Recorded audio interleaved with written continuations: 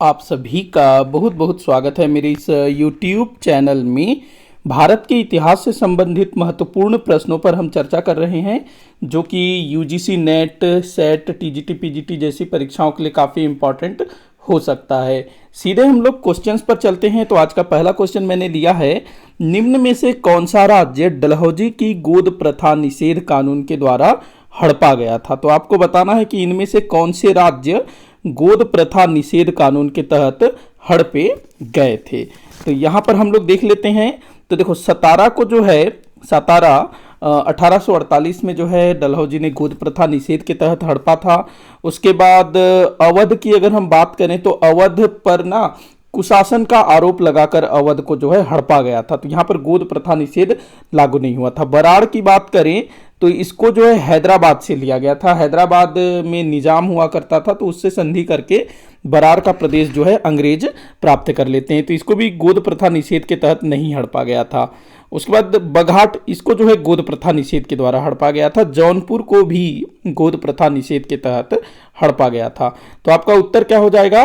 1, 4, 5। 1, 4, 5 आपका जो है सही उत्तर होगा। देख लेते हैं कूट में 1, 4, 5। तो यहाँ पर 1, 4, 5 नहीं दिया हुआ है, उत्तर होगा इनमें से कोई नहीं। अगले क्वेश्चन को हम लोग देखते हैं, किस वर्ष के अधिवेशन में बाल गंगाधर तिलक को अध्यक्ष के रूप में चुना गया था। तो बाल गंगाधर तिलक जो कि कभी भी भारतीय राष्ट्रीय कांग्रेस के अध्यक्ष नहीं बन पाए थे, किसी भी अधिवेशन की अध्यक्षता नहीं की, लेकिन उनको जो है किसी अधिवेशन में अध्यक्ष चुना गया था। अध्यक्षता करने का उनको मौका मिला था, लेकिन किसी कारणवश वो जो है अध्यक्षता नहीं कर पाए।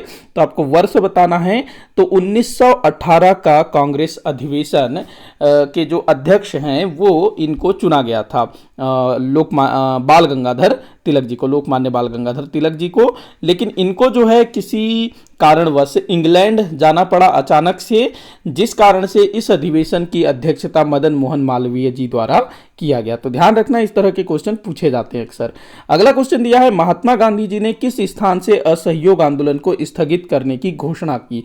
तो असहयोग आंदोलन वर्ष 1920 में गांधी जी द्वारा शुरू किया गया था, जो कि 5 फरवरी 1922 में चौरी चौरा घटना के कारण गांधी जी ने इसको 12 फरवरी 1922 को समाप्त करने की घोषणा की, स्थगित करने की घोषणा की।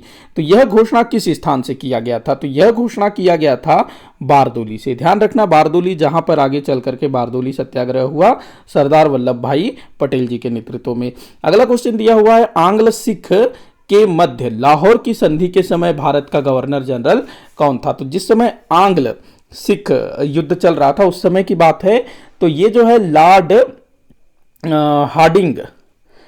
हार्डिंग के समय में यह संधि हुआ था। देखो, लॉर्ड हार्डिंग के समय में ना क्या बोलते हैं, प्रथम और जो क्या कहना चाहिए, प्रथम आंग्ल सिख युद्ध हुआ था 1846 में लॉर्ड हार्डिंग के समय में।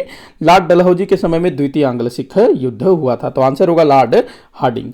अगले क्वेश्चन को हम लोग देखते हैं। अगला क्वेश्चन दिया है, भारत में नियुक्त होने वाला पहला भारत सचिव कौन था। तो देखिएगा 1858, अच्छा पहले मैं बताता हूं कि 1857 की क्रांति होती है, जिसके बाद 1858 में ब्रिटिश सरकार द्वारा भारत शासन अधिनियम पारित किया जाता है, जिसके तहत भारत से ब्रिटिश ईस्ट इंडिया कंपनी के शासन को समाप्त किया जाता है और भारत के शासन का भार जो है सीधे ब्रिटिश क्राउन या फिर कहें ब्रिटिश संसद के हाथों में चला जाता है। और अब जो है भारत में शासन व्यवस्था को सुचारू रूप से चलाने के लिए भारत सचिव नाम का एक नया पद सृजित किया जाता है। और यहां आपको बताना है कि भारत सचिव के रूप में सबसे पहले नियुक्त होने वाले व्यक्ति कौन थे। तो लॉर्ड कैनिंग की बात करें तो ये पहले वायसराय हुए। ये जिस समय अधिनियम आया ना, उस समय भारत के गवर्नर जनरल थे, भारत के ब्रिटिश ईस्ट इंडिया कंपनी की तरफ से, और इसी को जो है भारत का वायसराय बना दिया जाता है। और भारत सचिव बनाया जाता है लॉर्ड स्टैनली को। ध्यान रखेंगे, लॉर्ड स्टैनली को भारत सचिव बनाया जाता है, पहला भारत सचिव। अगला क्वेश्चन हम लोग देखते हैं, निम्न में से किस क्रांतिकारी की मृत्यु बम परीक्षण करते हुए हुई थी। तो बम परीक्षण करते हुए भाई भगवती चरण वोहरा होता क्या है कि जो भगत सिंह, सुखदेव, राजगुरु और बाकी बहुत सारे क्रांतिकारियों को जेल में बंद किया गया था, तो इन क्रांतिकारियों को जेल से रिहा करने के लिए ये लोग जो है बम वगैरह बनाते हैं ताकि जेल में विस्फोट करके इनको छुड़ाया जा सके। तो जो भगवती चरण बोहरा हैं ये बम परीक्षण कर रहे होते हैं और तभी बम फट जाता है, जिस कारण से इनकी मृत्यु हो जाती है। इनकी पत्नी दुर्गा देवी थी, जिनको सभी क्रांतिकारी यहाँ तक कि भगत सिंह भी दुर्गा भाभी के नाम से संबोधित करते थे। तो ये भी आपको ध्यान में रखना है। परसराम सोनी ये हमारे छत्तीसगढ़ से थे। बाकी मनमथनाथ गुप्त, बटुकेश्वर दत्त ये भी क्रांतिकारी थे। अगला क्वेश्चन दिया है, सूत पीटक का संकलन किसने किया था? सूत पीटक, देखो बौद्ध धर्म ग्रंथ से संबंधित जो भी धार्मिक ग्रंथ है ना, उनको पीटक कहा जाता है और पीटकों की संख्या 3 है, तो इसको त्रिपीटक कहते हैं। त्रिपीटक कौन कौन से हैं? तो सूत पीटक, विनय पीटक और अभिधम्म पीटक। तो सूत पीटक का संकलन किया था आनंद ने। आनंद कौन थे? तो गौतम बुद्ध के प्रिय शिष्य, ध्यान रखेंगे। और जो उपाली है ना, इसने विनय पीटक का संकलन किया था, जो कि गौतम बुद्ध के ही एक अन्य शिष्य थे, प्रिय शिष्यों में से एक थे। अगला क्वेश्चन दिया है, निम्न में कौन बादशाह अकबर का समकालीन आलोचक था? मतलब बादशाह अकबर का आलोचक, जो कि बादशाह अकबर का आलोचना करता था, कौन था? तो यहाँ महाराणा प्रताप नहीं होंगे, महाराणा प्रताप तो अकबर के शत्रु थे। आलोचक था बदायूनी, जो कि अकबर के दरबार में रह करके ही अकबर की आलोचना करता था। अगला क्वेश्चन दिया है, मिर्जा राजा जयसिंह का संबंध किस राज्य से था?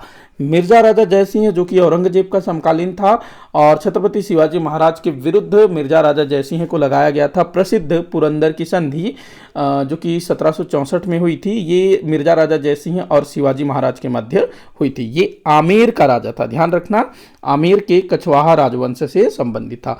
अगला क्वेश्चन जो कि वीडियो का आखिरी क्वेश्चन होगा, गांधी जी के स्वदेश वापसी के पश्चात किसने गांधी जी को भारत भ्रमण की सलाह दी थी? तो भाई गांधी जी जो हैं 1915 में साउथ अफ्रीका से भारत वापस आते हैं। तो भारत वापस आने के बाद किसी ने इनको जो है सलाह दिया कि तुम भारत में काम करोगे, उससे पहले तुम भारत को जानो, भारत की दशा को देखो, इसके लिए तुमको जो है भारत का भ्रमण करना चाहिए, घूमना चाहिए। तो ये सलाह दी थी गोपाल कृष्ण गोखले जी ने, जो कि महात्मा गांधी जी के राजनैतिक गुरु भी माने जाते हैं। तो ध्यान रखना। तो यहाँ 10 क्वेश्चन मैंने लिया था। इसी के साथ आज का ये वीडियो यहीं पर समाप्त होता है। आप लोग मुझे कमेंट करके बताइएगा कि आपसे कितने क्वेश्चन सॉल्व हुए। किसी भी क्वेश्चन में कोई भी डाउट हो जरूर बताइएगा, ताकि मैं उसको सॉल्व कर सकूँ। वीडियो को जितना हो सके उतना आप शेयर कर दिया करिएगा, लाइक करिएगा अच्छा लगा हो तो, वीडियो को चैनल को सब्सक्राइब करिएगा। वीडियो को आखिर तक देखने के लिए बहुत बहुत धन्यवाद।